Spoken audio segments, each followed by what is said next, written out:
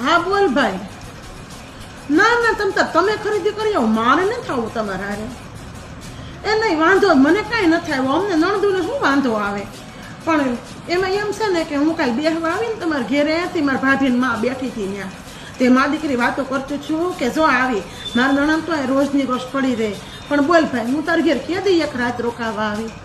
મારે ના, હું તો કોઈ દી નથી આવી.